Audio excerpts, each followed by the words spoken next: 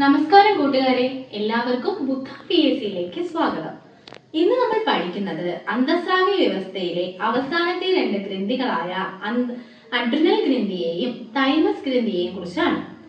ആദ്യം നമുക്ക് അഡ്രിനൽ ഗ്രന്ഥിയെ കുറിച്ച് പഠിക്കാം. അടിയന്തര ഘട്ടത്തിൽ ശരീരത്തെ സജ്ജമാക്കുന്ന ഹോർമോണുകൾ ഉൽപ്പാദിപ്പിക്കുന്ന ഗ്രന്ഥിയാണ് അഡ്രിനൽ ഗ്രന്ഥി. രണ്ട് വൃക്കകളുടെയും മുകളിൽ തൊപ്പി പോലെയാണ് അഡ്രിനൽ ഗ്രന്ഥി കാണപ്പെടുന്നത്. അഡ്രിനൽ ഗ്രന്ഥി ഉൽപ്പാദിപ്പിക്കുന്ന ഒരു കൂട്ടം ഹോർമോണുകളെ കോർട്ടിക്കോയിഡുകൾ എന്നാണ് അറിയപ്പെടുന്നത്. അഡ്രിനൽ ഗ്രന്ഥിക്ക് രണ്ട് ഭാഗമുണ്ട്. അഡ്രിനൽ ഗ്രന്ഥിയുടെ പുറം ഭാഗത്തെ കോർട്ടെക്സ് എന്നും അകംഭാഗത്തെ മെഡുല്ല എന്നും അറിയപ്പെടുന്നു. കോർട്ടെക്സ് ഉൽപ്പാദിപ്പിക്കുന്ന ഹോർമോണുകളാണ് കോർട്ടിസോൾ, ആൽഡോസ്റ്റിറോൺ, ലൈംഗിക ഹോർമോണുകൾ തുടങ്ങിയവ. മെഡുല്ല ഉൽപ്പാദിപ്പിക്കുന്ന ഹോർമോണുകളാണ് അഡ്രിനാലിൻ അഥവാ എപ്പിനെഫ്രിനും നോർ അഡ്രിനാലിൻ അഥവാ നോർ എപ്പിനെഫ്രിനും. ആദ്യം നമുക്ക് മെഡുല്ല ഉൽപ്പാദിപ്പിക്കുന്ന ഹോർമോണുകളെ കുറിച്ച് പഠിക്കാം. അതായത് ആദ്യത്തെ ഹോർമോൺ അഡ്രിനാലിൻ. അടിയന്തര ഘട്ടത്തിൽ ശരീരത്തെ സജ്ജമാക്കുന്ന ഹോർമോണാണ് അഡ്രിനാലിൻ. അതുകൊണ്ട് തന്നെ അടിയന്തര ഹോർമോൺ എന്നറിയപ്പെടുന്നത് അഡ്രിനാലിനാണ്. സിമ്പതറ്റിക് നാഡീവ്യവസ്ഥയോടൊപ്പം ഒത്തുചേർന്ന് പ്രവർത്തിക്കുന്ന ഹോർമോണാണ് അഡ്രിനാലിൻ. അഡ്രിനാലിനോടൊപ്പം ചേർന്ന് പ്രവർത്തിക്കുന്ന ഹോർമോണാണ് നോർ അഡ്രിനാലിൻ. അതുകൊണ്ട് തന്നെ സർജിക്കൽ ഹോർമോൺ എന്നറിയപ്പെടുന്നത് നോർ അഡ്രിനാലിൻ ആണ്. നാഡീവ്യവസ്ഥയെയും അന്തസ്രാവ്യ വ്യവസ്ഥയെയും ഒത്തുചേർന്ന് പ്രവർത്തിക്കുന്നത് അഡ്രിനാലിന്റെയും നോർ അഡ്രിനാലിന്റെയും പ്രവർത്തന ഫലമായാണ്. അതെങ്ങനെയാണെന്ന് വെച്ചാൽ, സിമ്പതറ്റിക് വ്യവസ്ഥ ഉത്തേജിപ്പിക്കപ്പെടുമ്പോൾ ശരീരത്തിലുണ്ടാകുന്ന മാറ്റങ്ങൾ ഏറെ നേരം നിലനിൽക്കുന്നതിന് കാരണം അഡ്രിനാലിന്റെയും നോർ അഡ്രിനാലിന്റെയും പ്രവർത്തന ഫലമായാണ്.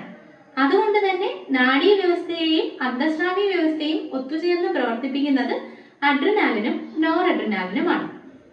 ഇനി നമുക്ക് അഡ്രിനൽ ഗ്രന്ഥിയുടെ പുറംഭാഗമായ കോർട്ടെക്സ് ഉൽപ്പാദിപ്പിക്കുന്ന ഹോർമോണുകളെ കുറിച്ച് നോക്കാം.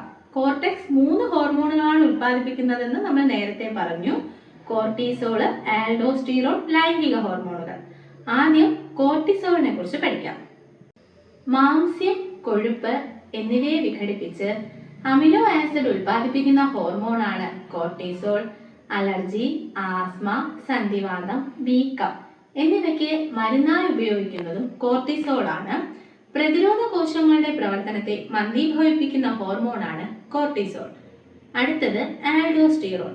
ശരീരത്തിലെ ലവണജല സന്തുലനാവസ്ഥ നിലനിർത്തുന്ന ഹോർമോണാണ് ആൽഡോസ്റ്റിറോൺ. രക്തസമ്മർദ്ദം ക്രമീകരിക്കുന്ന ഹോർമോണും ആൽഡോസ്റ്റിറോൺ ആണ്. ലൈംഗിക ഹോർമോണുകൾ. ലൈംഗിക അവയവങ്ങളുടെ വളർച്ചയെയും ധർമ്മത്തെയും നിയന്ത്രിക്കുന്ന ഹോർമോണാണ് ലൈംഗിക ഹോർമോൺ. ലൈംഗിക ഹോർമോൺ പുരുഷനിലും സ്ത്രീയിലും വേറെയാണ്. സ്ത്രീകളിൽ ഉൽപ്പാദിപ്പിക്കുന്ന ലൈംഗിക ഹോർമോണാണ് ഈസ്ട്രജനും പ്രൊജസ്ട്രോണും. പുരുഷന്മാരിലെ ലൈംഗിക ഹോർമോൺ ടെസ്റ്റോസ്റ്റിറോൺ ആണ്.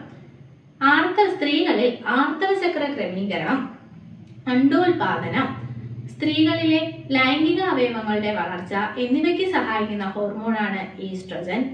ഗർഭാശയത്തിൽ ഭ്രൂണത്തെ പറ്റിപ്പിടിച്ചു നിർത്താൻ സഹായിക്കുന്ന ഹോർമോണാണ് പ്രൊജസ്ട്രോൺ. പുരുഷന്മാരിൽ ടെസ്റ്റിസ് ഉൽപ്പാദിപ്പിക്കുന്ന ഹോർമോണാണ് ടെസ്റ്റോസ്റ്റിറോൺ. പുരുഷന്മാരിൽ രോമ വളർച്ച, ശബ്ദ വളർച്ച, ലൈംഗിക അവയവങ്ങളുടെ വളർച്ച എന്നിവയ്ക്ക് സഹായിക്കുന്ന ഹോർമോണാണ് ടെസ്റ്റോസ്റ്റിറോൺ. അഡ്രിനൽ ഗ്രന്ഥിയെ കുറിച്ചുള്ള ക്ലാസ് ഇവിടെ അവസാനിക്കുന്നു. ഇനി നമുക്ക് അന്തസ്രാവി വ്യവസ്ഥയിലെ അവസാനത്തെ ഗ്രന്ഥിയായ തൈമസ് ഗ്രന്ഥിയെ കുറിച്ച് പഠിക്കാം.